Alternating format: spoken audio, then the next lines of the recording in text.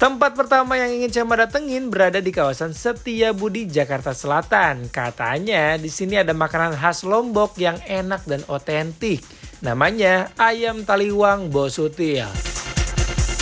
Sayang, hari ini kita makan ayam taliwang pakai nasi putih. Oh, nasinya nasi timbel lagi ya kan.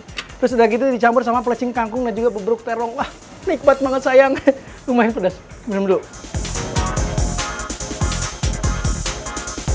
Geser sedikit ke area Tebet, Jakarta Selatan, Cema menemukan makanan viral yang menyajikan berbagai macam olahan daging. Namanya adalah steak banting. Ada air alam nih di sini. Pas banget ya kan. Untuk menghilangkan dehidrasi ini.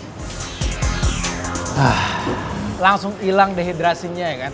Monster Size Signature. Dengan harga 330.000 dapat 1 kilo daging.